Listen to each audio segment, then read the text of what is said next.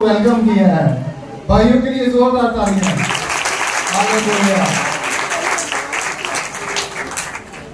देखिए हमें इस चीज की दिल बड़ा खुश होता है कि हम किसी ऐसे रहनुमा जो हमारा रहनुमा है। कौन है हमारा रहनुमा? हमारा लीडर कौन है? यहोवा खुदा। खुदा यीशु मसीह इस दुनिया में आया। इस चीज को देखकर सोचकर दिल बड़ा खुश होता है कि हम कब्र के अंदर पड़े हुए मुर्दे की नहीं, जिंदा खुदा की तारीफ करते हैं। हालेलुया। वो जिंदा खुदा है। मर गया था, मौत कब्र के ऊपर उसने फतह पाई और वो हमेशा तक जिंदा रहेगा। हालेलुया। तो देखें उसने कैसी बात कही। वो तो जिंदा है। हमारा जो लीडर है उसके बारे में सोचा करें, कलाम मुकद्दस में से पढ़ा करें कि कितना अजीम लीडर है हमारा। वो आपके लिए वो गिफ्ट क्या पेश करता है। कभी किसी लीडर ने ये नहीं कहा बड़े दुनिया में आए, बड़े दावे किए, बड़ा कुछ किया दुनिया के अंदर और वो चले गए और आज भी मट्टी के नीचे पड़े हुए हैं। लेकिन जो हमारा लीडर है, जो हमारा खुदा है, जो हमारा निजात देता है, उसने कहा मैं मर गया था, जिंदा हूँ, अब दिनों बाद जिंदा, मैं खुद तो रहूंगा ही रहूंगा जिंदा, लेकिन जो मुझ पर ईमान लाए वो मर जाए वो भी जिंदा रहेगा। हालेलुया। हम मरेंगे नहीं। यीशु के साथ दुनिया, उम्मतें, कौमें, कबीले सब जानते हैं कि वो जिंदा है और उसने कहा कि जो भी मुझ पर ईमान लाएगा जिंदा रहेगा, तो हम भी उसके साथ हमेशा जिंदा रहेंगे। हालेलुया। उस बादशाह को आज हमने बड़े शाहाना अंदाज से अपने घर में वेलकम किया है। सब गौर से सुनिएगा, मेरे साथ निकालिए मुकद्दस यूहन्ना सून की मार्फत लिखी गई है जी, उसका 12वां बाब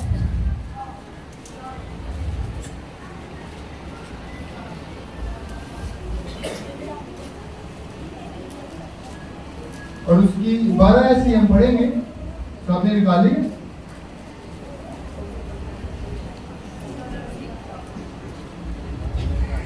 खुदावंद के कलाम में यूं लिखा है,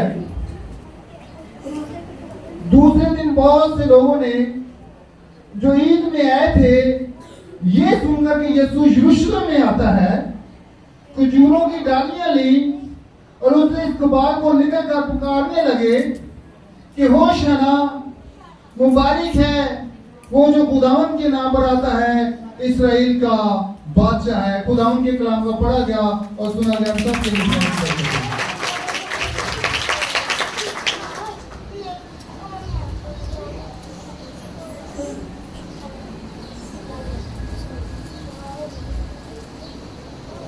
खुदा के कलाम में लिखा है कि खुदावंद यीशु मसीह यरूशलेम में दाखिल होते हैं। कहाँ? यरूशलेम के अंदर दाखिल होते हैं। और ये जो 5 संडे का दिन है जिसको हम खजूरी इतवार बोलते हैं, आज आलमगीर कलीसिया सिर्फ इस डेरा साहिब चर्च के अंदर नहीं, पाकिस्तान के अंदर नहीं, आज उसका शहाना वेलकम जो है पूरी दुनिया मना रही है। पूरी दुनिया के अंदर आज खजूरी इतवार 5 संडे सेलिब्रेट किया जा रहा है और खुदावंद यीशु मसीह को वेलकम किया जा रहा है, क्योंकि वो हमारा खुदावंद है, वो हमारा बचाने वाला और वही छुड़ाने वाला है। वो जिंदा है और हमेशा जिंदा रहेगा। और हमारा ईमान है, हम मर गए, अगर उस पर ईमान है तो हम मरेंगे नहीं बल्कि जिंदा रहेंगे। किसके साथ? अपने रहनुमा के साथ, अपने खुदावंद के साथ। हालेलुया। गौर से सुनिएगा, ये खुदा का कलाम पता नहीं नेक्स्ट 5 संडे कौन होता है कौन नहीं होता, लेकिन खुदा के कलाम को जो दिन आपकी जिंदगी में है ना, और आपको खुदा टाइम दे, मौका दे, कोई भी वाइस हो, कोई भी वाइस, वो चाहे छोटा हो चाहे बड़ा हो, वो खुदा की तरफ से है। और ये खुदा का कलाम तक पहुंचाता है। उसकी बात को, उसके कलाम को जो खुदा ने इसको दिया है, गौर से सुना करें। अब हुआ कुछ यूं कि खुदा यीशु से एक जगह पर ठहरे हुए थे। क्या हुआ कि खुदा यीशु से एक जगह पर ठहरे हुए थे और उन्हें पैगाम मिलता है कि तेरा दोस्त जिसे तू अजीज रखता है वो क्या हुआ है, मर गया है। खुदा यीशु मसीह ने जब ये बात सुनी तो वो और वहां पे ठहर गए। क्या हुआ, वो वहां पे और ठहर गए।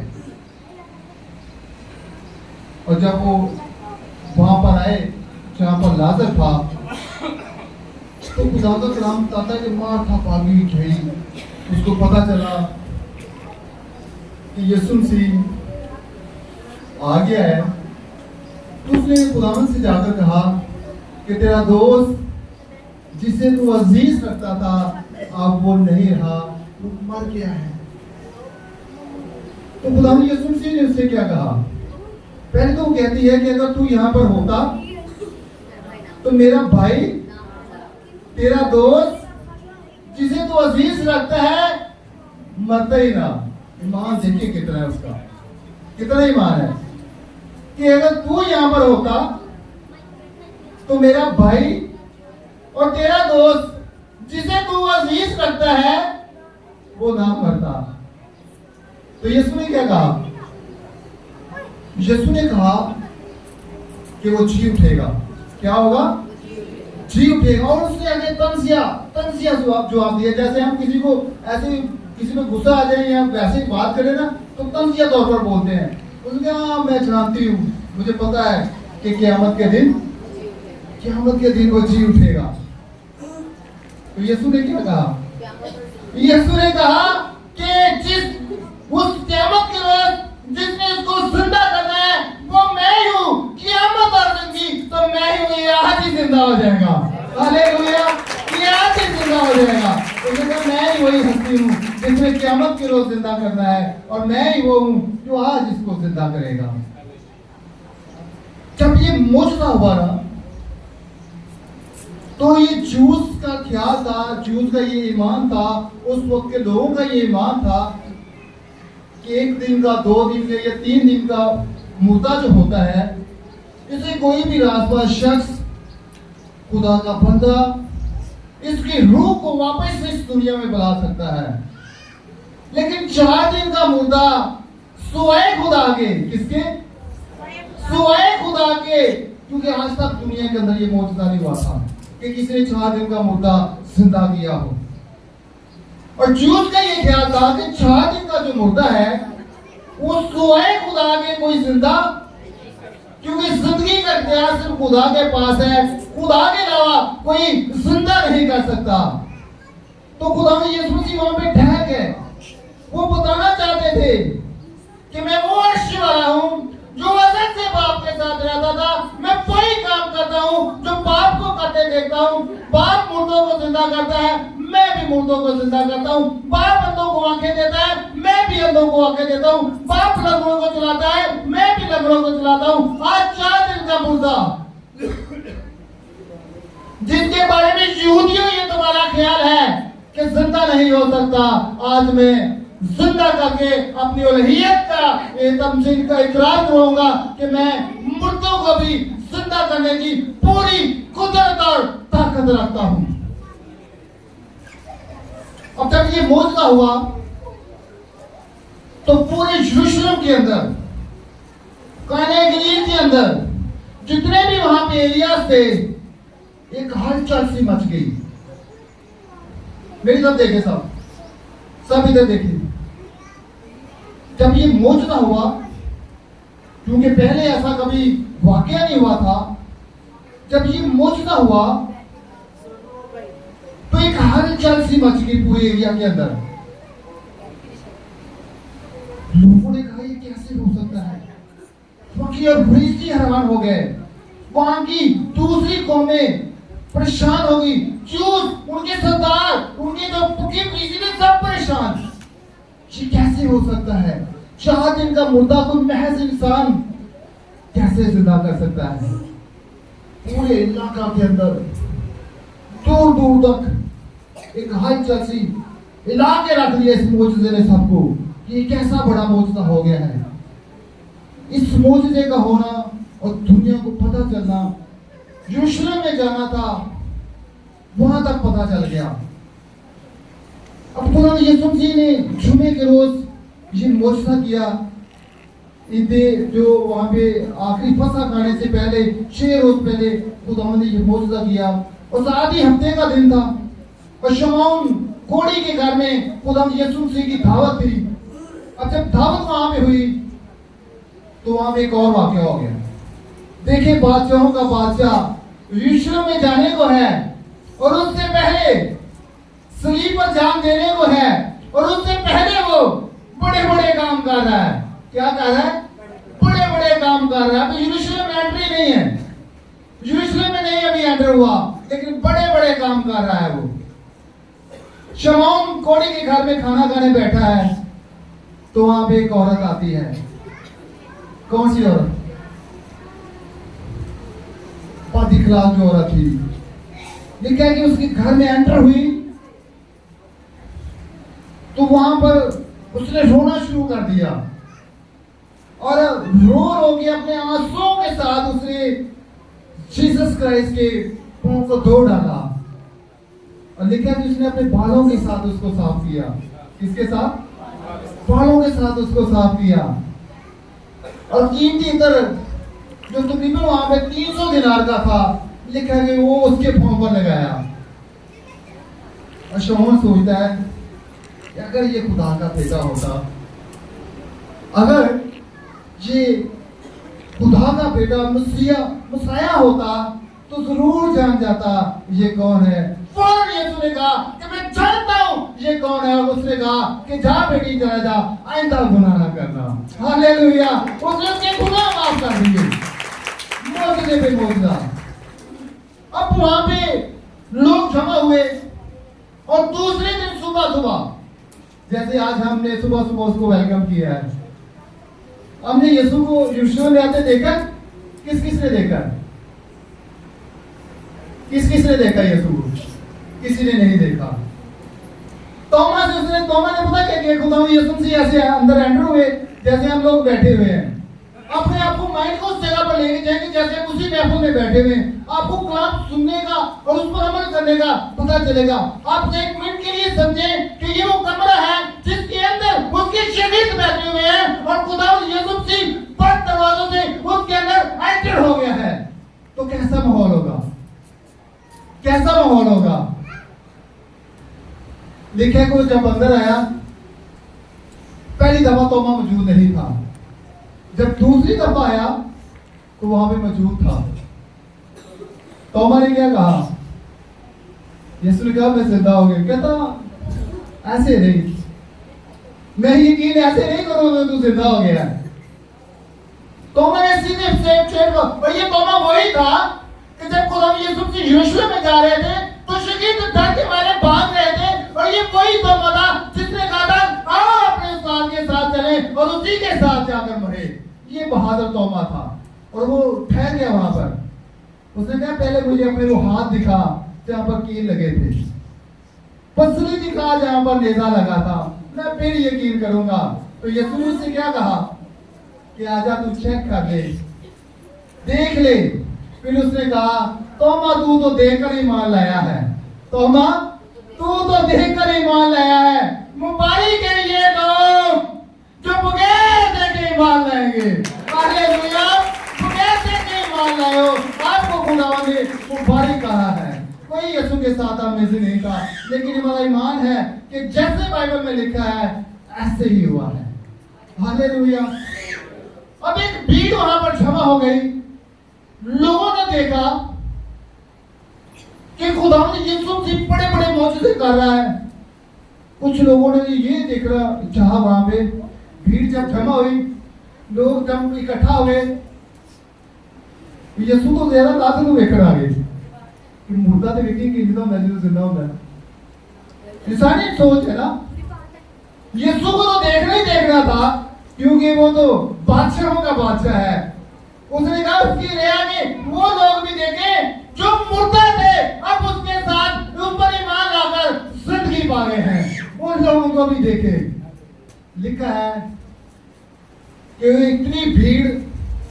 इतनी भीड़ जमा हो गई, सुबह का वक्त था और अल्लाह ने खुदावंद यीशु मसीह ने ऐलान कर दिया था कि आओ हम यरूशलेम को चले। और इससे पहले खुदावंद अपने शिगिर्दों को लेकर साइड पर गए और उनको क्लियर पिक्चर बता रहे कि अब मैं यरूशलेम को जाता हूँ, मैं सलीब दिया जाऊंगा और तुमसे जुदा हो जाऊंगा, मैं मर जाऊंगा और तीसरे दिन मरा नहीं रहूंगा, लेकिन तीसरे दिन जी उठूंगा।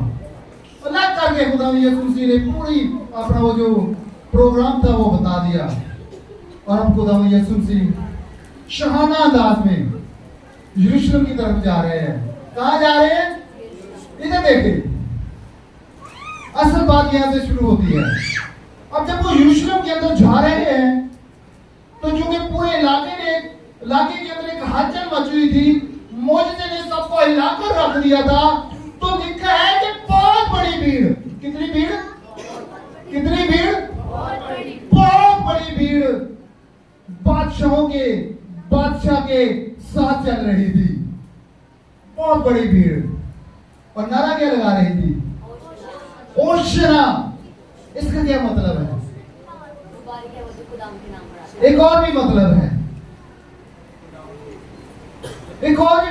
है, इसका ओशना। वो खुदावंद यीशु मसीह के साथ जो भीड़ चली जा रही थी, वो भी ओशना का नारा लगा रही थी कि तेरी हम तो सताइश हो, क्योंकि बादशाह तू हमारे साथ चला जा रहा है, तेरी हम तो सताइश हो, क्योंकि तू ही सताइश के लायक है। ये भीड़ उसके साथ उसको ओशना कहते जा रही थी कि तेरी सताइश हो बादशाह, क्योंकि तू ही सताइश के परस्तिश के बंदगी के लायक है और कोई परस्तिश के लायक नहीं है। ये ओशना का नारा भीड़ के साथ है, लगाते जा रही है।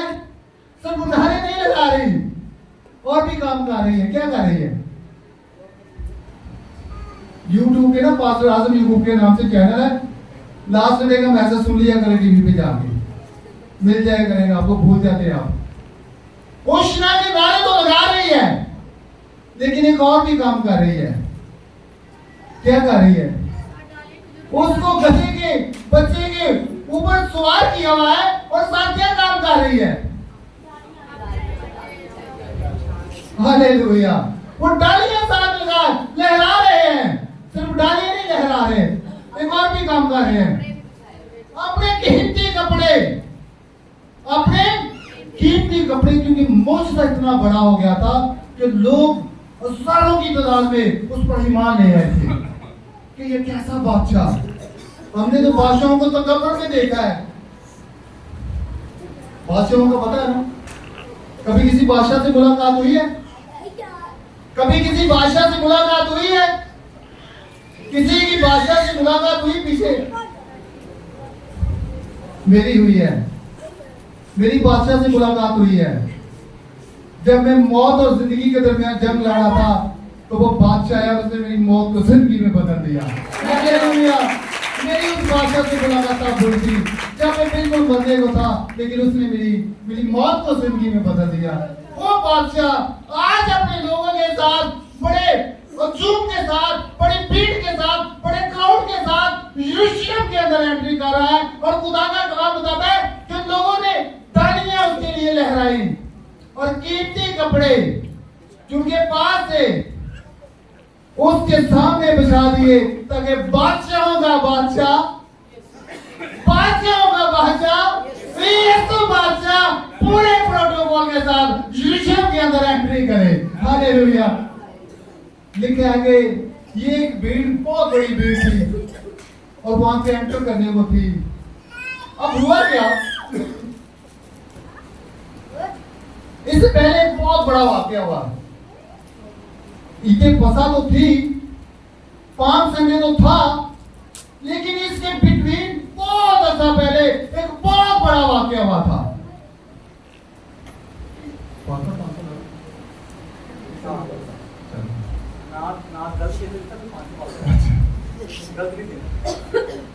हुआ क्या, बहुत बड़ा तारीख में वाकया हुआ कि खुदावंद जिंदा खुदा ने बड़े इस्राएल को कहां से निकाला था? मिस्र से निकाला था। और ईद ए फसह किस लिए मनाई जाती थी? किस लिए ईद ए फसह मनाई जाती थी?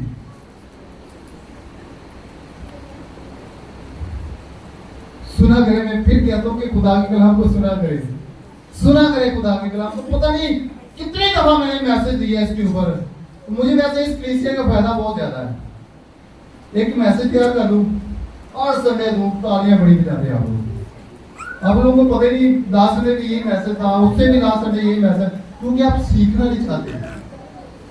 मैं बात करूं तो आपका काम खड़े होकर के पास लास्ट संडे यही मैसेज, ऐसे भी यही मैसेज, ताकि मुझे पता चले कि मेरी कलीसिया ग्रूम कर रही है, सीख रही है खुदा के कलाम को, समझ रही है खुदा के कलाम को। अब वो अपनी पुरानी चीजों को छोड़ के यीशु के खून में शामिल हो रहे हैं।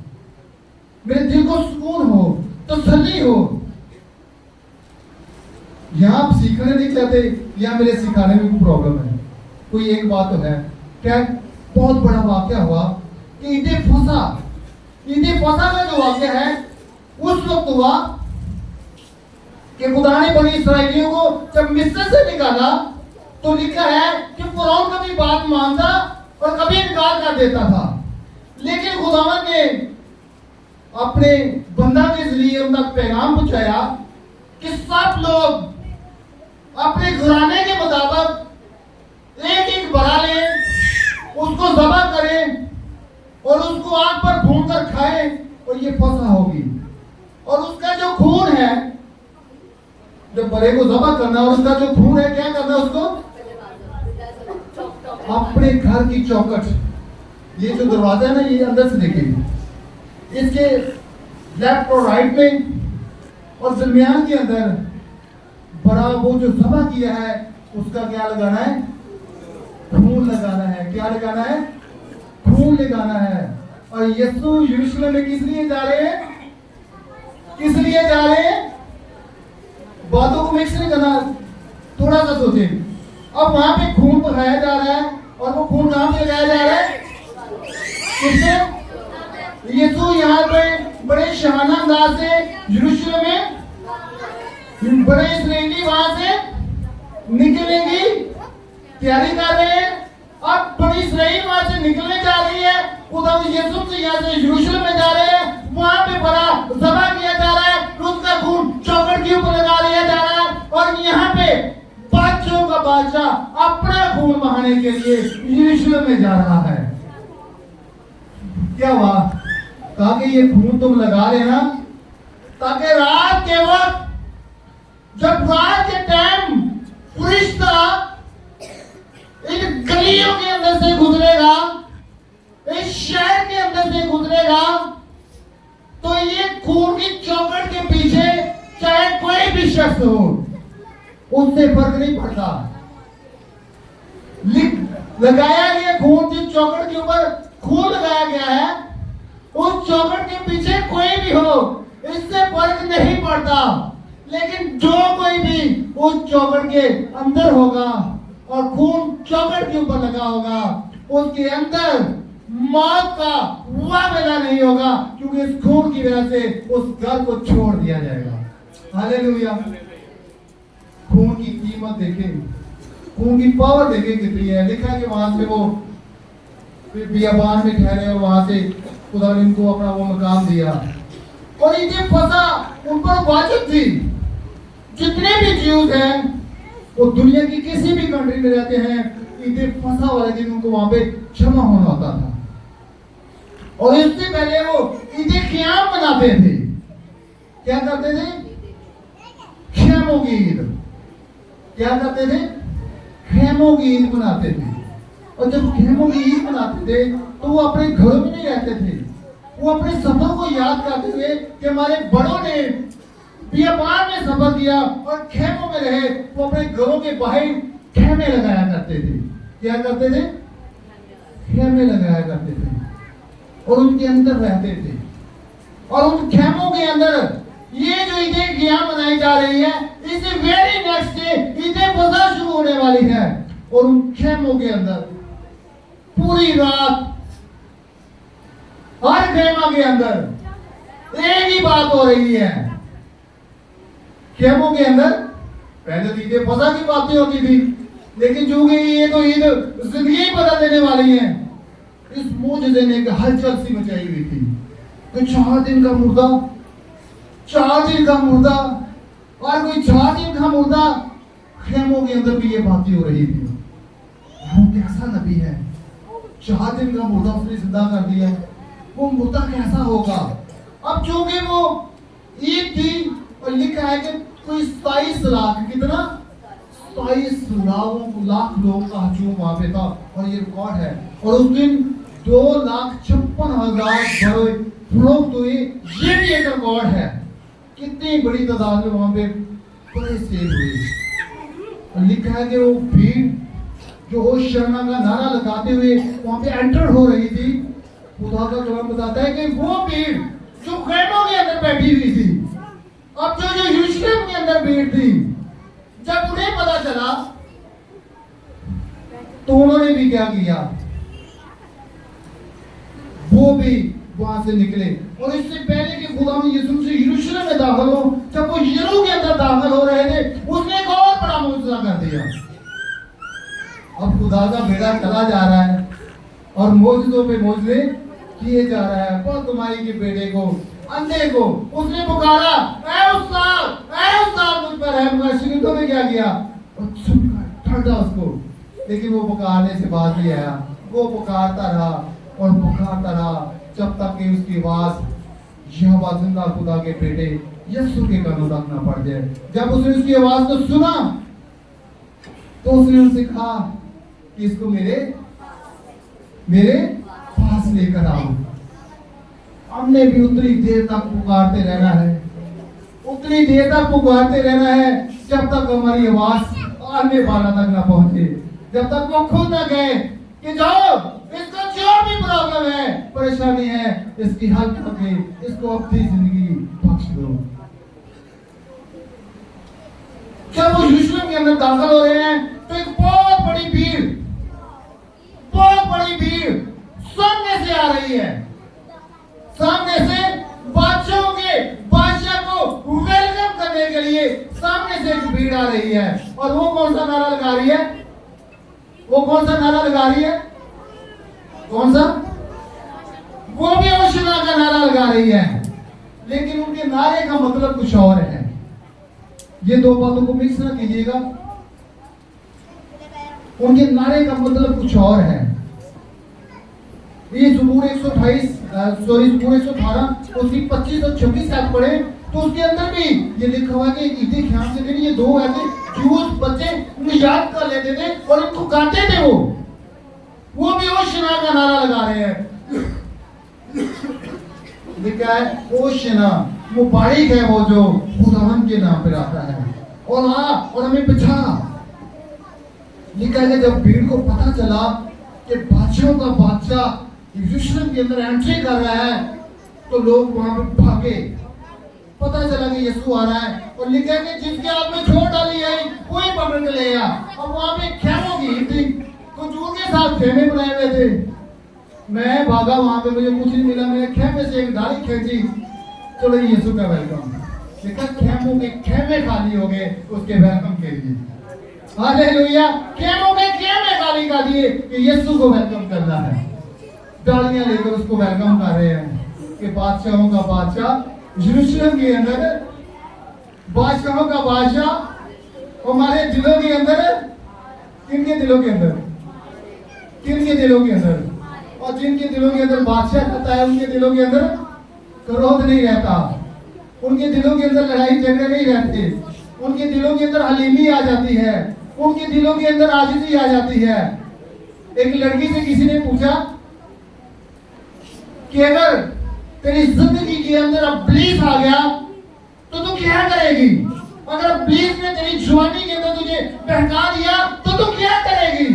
उसने कहा कि मेरे अंदर मेरा शहवा खुदा का बेटा यीशु नासरी बसता है। जब वो मेरे दरवाजे पर आएगा तो मैं खुद खुद कुंडी नहीं, यीशु को कहूंगी कि कुंडी खोले, अपने पाप जाएगा, ठहर नहीं सकेगा। तो अपने दिलों के अंदर यीशु को बैठाए। जब कभी इब्लीस आए तो कहे यीशु जी मेरी कुंडी खोलो ताकि इब्लीस से नसीहत हो। किसको कहना है? कुंडी खोलेगी किसको कहना है? जब यीशु को कहेंगे तो इब्लीस ठहर नहीं सकेगा। लिखा है कि होशना के नारे लगे और एक बड़ी भीड़ ने, बड़े हजूम ने जिंदा खुदा के बेटे का वेलकम किया और उसको यरूशलेम के अंदर जब दाखिल किया तो फकीर और फरीसी परेशान, नारे लग रहे। उससे पहले भी परेशान थे हेरोदेस साहब कि यहूदियों का बादशाह जो पैदा हुआ है वो कहाँ है? नहीं मिला, बच्चे मरवा दो। मरे कि नहीं मरे बच्चे? अब बादशाह यहाँ पे आया, लालानिया तौर पर आ गया है। पूरी यहूदियत परेशान है, पूरा एरिया परेशान है। क्या बड़े, क्या बूढ़े, क्या बच्चे, क्या जवान, सब नारे लगा रहे हैं होशाना, इस्राएल का बादशाह उन्होंने कबूल कर लिया, बादशाहों का बादशाह उन्होंने कबूल कर लिया। फरीसी और हुक्मरान परेशान, ये कर क्या रहा है? यरूशलेम के अंदर हलचल मच गई, बड़ा बहुत बड़ा। अब हुक्मरानों के लिए तो परेशानी का आलम था, फकीर और फरीसियों के लिए परेशानी का आलम था। क्या हुआ? फकीर और फरीसी उसके पास है। किसके पास? किसके पास है? यीशु के पास है।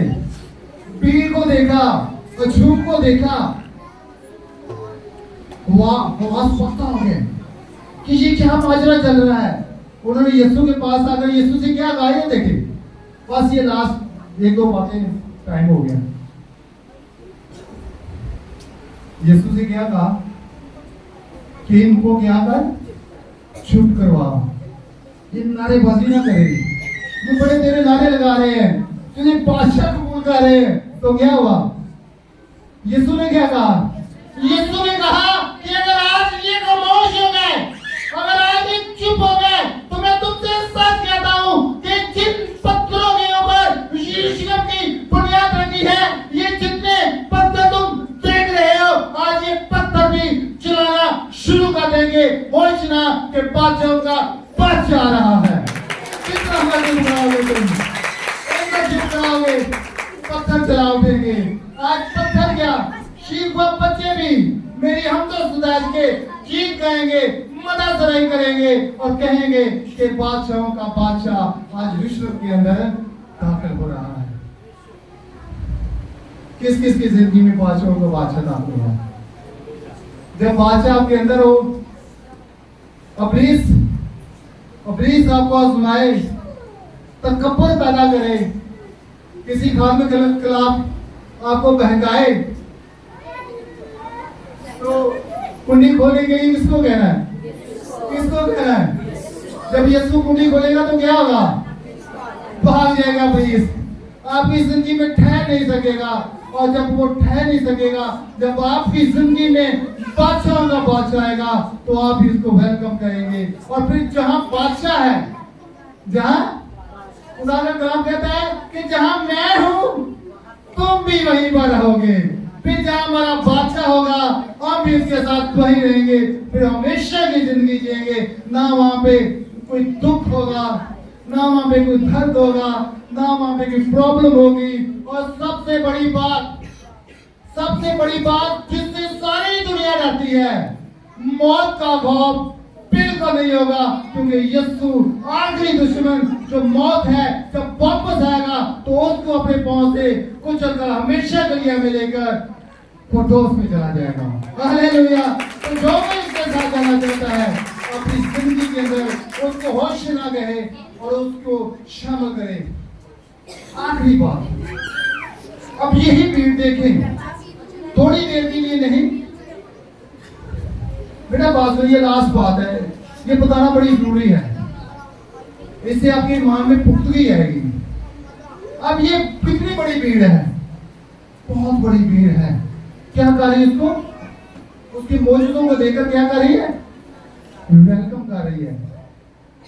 और वेरी नेक्स्ट फ्राइडे अगले जुमे क्या हुआ कि यही भीड़ जो उसको होशना कहकर पुकार रही थी, उसको वेलकम कर रही थी, यही भीड़ पुकार कर कह रही है कि इसको सलीब दो, इसको सलीब दो, इसको सूली पर चढ़ा दो।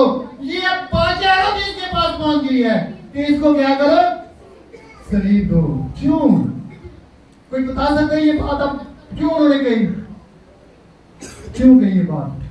वही भीड़ है ना, खुदा का काम बता रहा है ना, मैं अपने पास से ही कह रहा। उसको भीड़ वेलकम कर रही है और यही भीड़ कह रही है कि इसको क्या करो, सलीब दो इसको। आप एक ही लम्हे में क्या हो गया है कि उसको बादशाह मारे हैं, दूसरे लम्हे में उसको कह रहे हैं इसको सलीब दो। क्यों? ये बात गौर से सुनिएगा, ये बहुत इंपॉर्टेंट बात है। इस बात को गौर से सुनिएगा, ये बड़ी अहम बात मैं आपको बताने लगा हूं। उसकी एक रीजन थी, और रीजन पता क्या थी? कि लोगों ने, मैंने और आपने उसको दुनियावी बादशाह समझ लिया था। और जब्ती की बेटी जब्ती की बेटी ने भी उसको दुनियावी बादशाह समझा। और जब वो यरूशलेम में दाखिल हो रहा तो क्या कहती थी कि मेरे बेटे को याकूब और यूहन्ना को अपने दाहिने तरफ बैठाना, इनको बाएं तरफ बैठाना और इनको बड़ी वो औहदों में लगाना। वो भीड़ भी, जूस की जो बड़ी भीड़ थी, वो यीशु को दुनियावी बादशाह, दुनिया का बादशाह, जो मिट जाना है, जो दफन हो जाना है, जो पनाह हो जाना है, जो खत्म हो जाना है, जिसका नामो निशान बाकी नहीं रहना, वो बादशाह समझ रही थी। लेकिन उससे कहीं बढ़कर था, वो नहीं समझा उन्होंने। उनका ख्याल था कि ये जो मसीहा आ रहा है, जो मसीह आ रहा है, ये डंडे के जोर पर पूरी दुनिया पर हुकूमत करेगा और हम तमाम लोग जिसको ओशिया के नारे लगा रहे हैं इसके साथ होंगे और बादशाही करेंगे। लेकिन वो दुनियावी बादशाही की बात कर रहे थे, लेकिन यीशु उनको अपनी बादशाही में दाखिल करना चाहता था। वो समझ नहीं सके। आज भी हमारे लोग दुनियावी चीजों की डिमांड करते हैं, लेकिन खुदा का कलाम पहाड़ी बात बताता है कि अपना खजाना आसमान पर जमा करो। जहां तुम्हारा माल है वहां तुम्हारा दिल भी लगा रहेगा। वहां चोर नकब लगाता है ना, वहां पे कोई कीड़ा खाता है। जहां तुम्हारा माल है वहां तुम्हारा दिल भी लगा रहेगा। तो आज हमने अपना माल कहां पर जमा करना है?